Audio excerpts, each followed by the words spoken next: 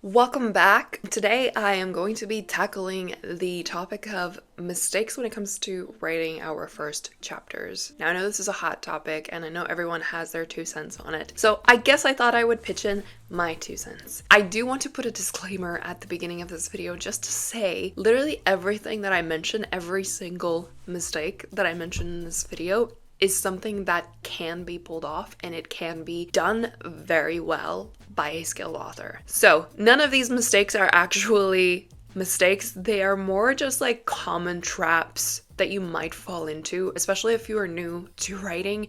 Some of these might sound tempting as openings for your novel, but if you are not doing this with a purpose and a clear reason behind why you chose to open your novel that way, I would advise you to rethink whether that is the best way to open your novel or not. The reason that I'm bringing these up as mistakes is just the fact that at this point in time, they have kind of become cliches in the storytelling community. So just because I mention these and maybe some of your favorite books begin this way, doesn't mean that that book is inherently a bad book and that first chapter was a mistake and they should have opened it differently. No, as I said, this works. These beginnings work for some types of stories and for writers who can actually pull them off and they know why they're doing them. But in our day and age, they have kind of become easy story starters or easy way out of starting your first chapter, which again, not inherently a bad thing, but I would encourage you to try to be more creative with how you open your novel because, as you know, unfortunately, the reality is that we live in a very short attention span kind of world, and so the more interesting you can make your novel, the more original and unique you can make it, the more likely it is that you will actually hook your readers from the first page and they will feel like you brought something new to them and they'll stay with you throughout the end of the story. Okay, let's start with mistake number 1. And this is less of a mistake, more of a scenario. Your character wakes up to their alarm and they get ready for their day. How many times have we seen this in movies and TV series, read it in books? Yeah, it gets very old very quickly. Now, I do want to mention that this is not just a first chapter mistake, but I do actually come across this a lot when I edit manuscripts where the author kind of defaults to every chapter or every other chapter beginning with their character waking up and, you know, the chapter ending with them going to sleep. And that's okay up to a point, but try not to use that every single chapter.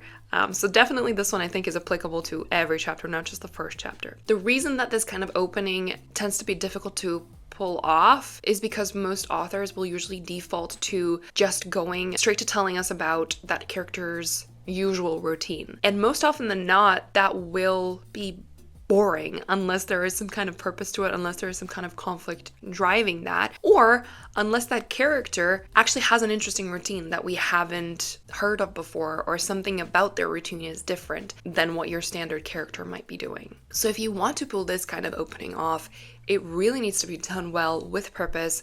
And ideally, whatever routine you show us for your character, it'll be unique and it'll put us in their shoes and in their world and show us something that we weren't expecting to see. Now, the next chapter opening, which I would classify as a mistake, is starting with a dream or a flashback. Again, this can be done really well if you know what you're doing, but often we tell our readers way too much when we start our books like this. We think we need this reader to know exactly what happened in this character's past in order for them to start to understand that character when we actually begin the story with them in the present. But this is not the case. I would really strongly argue that a character is way more interesting if we meet them in the present moment and you just simply hint at the backstory or you hint at something that is haunting them so that we get that sense of intrigue and questions which are not answered. When you start with a flashback, you start with an answer, and we don't have a question yet. And that's the problem with this kind of opening. And then also starting with vague dreams can sometimes be a little bit off-putting if we don't know who the character is just yet, unless your dream is super interesting and there's something unique and gripping about it and you know how to foreshadow really well. Again, coming back to the skill of the writer, whether you can pull this off. But usually what I find with these openings is that they're often a little too mysterious and a little too vague for us to actually process them or really care about them until we meet the character. Okay, mistake number 3, specifically for fantasy and sci-fi and dystopian writers, world building infodumps. You knew this was coming. But yeah, don't start your story by just info dumping legends about a world that we know nothing about and we have no attachment to just yet. Or even just like, I've even seen people coming in and writing out like the backstory of the world or the current situation or facts about the wars or facts about the religions and the culture and the politics and the social economics and things like that. A reader does not care about your world building until you make them care about your actual story.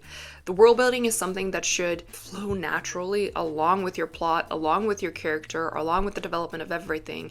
You only want to be filling in the pieces that your reader actually needs to know to understand where you're going with the story. They'll only be intrigued by the world building if they are intrigued already by your character and already by your story. Then the world's going to become more intriguing. But if you just open in the center of the stage of like, this is my world, look what I've made, they're not going to care.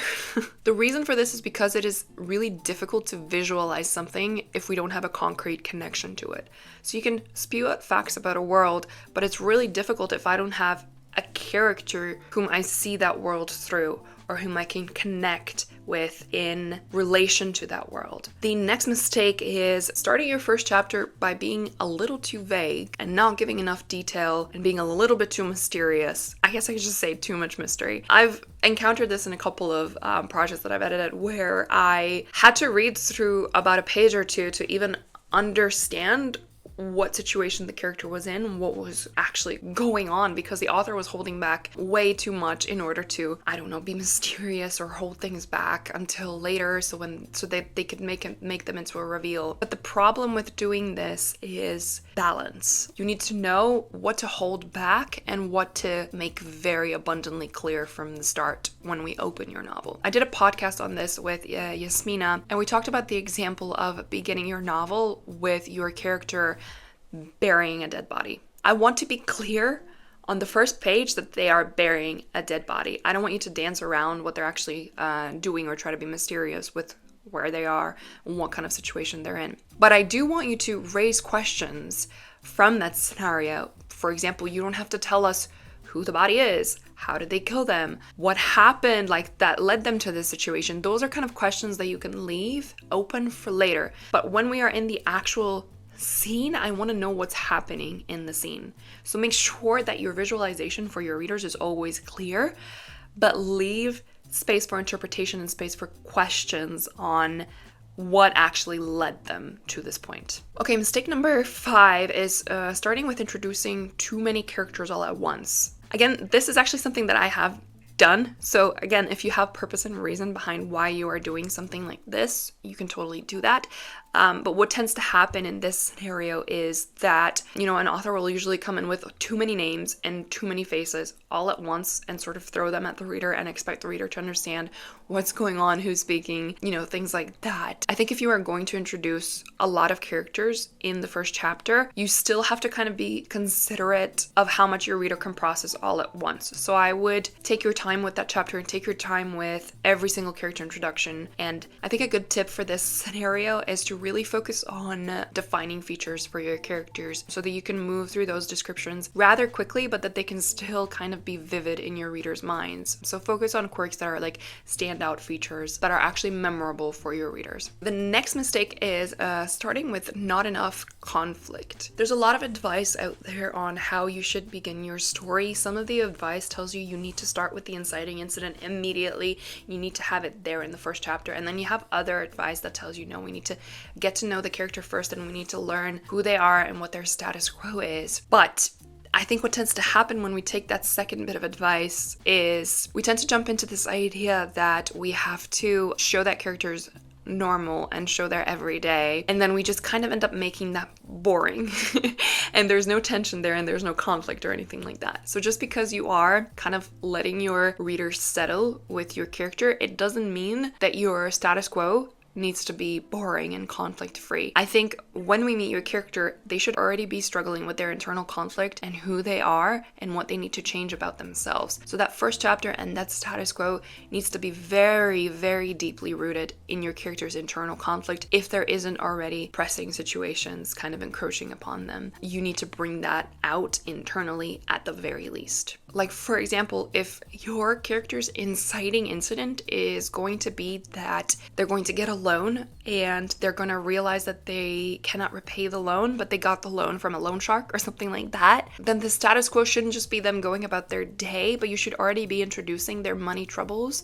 and maybe previous loans following them or previous bills piling up, so that there is something that's going on in this character's life already as soon as we meet them that's already kind of throwing them off balance and throwing them off kilter, and it doesn't have to be your actual inciting incident for your story. And the last mistake is too much backstory. Now, this is kind of similar to starting with a flashback or starting with a dream or something like that, but instead we lure our readers into thinking we're starting with an interesting scene with your character, and then that character starts explaining absolutely everything that brought them to this moment and absolutely everything that made them the way that they are. Now, this is something that I think you are eventually expected to tell us at some point in the book, and I love backstory reveals, but I think these need to come gradually and you need to find the perfect place to put them. And usually I would always advise hold your backstory off for as long as you possibly can and reveal it later on when it makes most sense and most impact to your story. Because usually when we come up with backstories, there's always like that one big thing or like that one big event that shapes your person into who they are right now. And usually the best place to actually tell us about that big thing is not in the first act, it's not in the first chapter, it's probably actually in the third act. What I usually encourage my clients to do in order to keep that intrigue throughout the entire book is just hint at the backstory, hint at the big thing, the big event, the thing that shaped them. Give us little details, give us more and more details as we progress through the story, but don't reveal it until the very end, until the third act, until your character actually has to face that event. If, that's the kind of story that you're writing. Obviously, this is not going to apply to everybody, but if it applies to your story, I think this is a really good approach to sort of just gradually feeding that information to your readers and then revealing it. And once you do reveal it, it's going to feel so much more satisfying for them because they'll feel like they've worked for it. They've been with this character for a really long time throughout the entire book, and when they get to Act 3, they get rewarded for it almost with like, oh, okay, so that's what's been bothering them. That's what they have been trying to sort of push back and not think about this whole time. Okay, that is it for this video. I do actually have a podcast episode on this exact topic where I discuss with my fantasy counterpart. She's very into fantasy, Yasmina. We discuss first chapter mistakes and first chapter sort of do's and don'ts. So if you want to learn some of the ways that we would recommend starting your story, you can click on that next. It'll come up in the screen in just a moment, and I will see you there. Bye!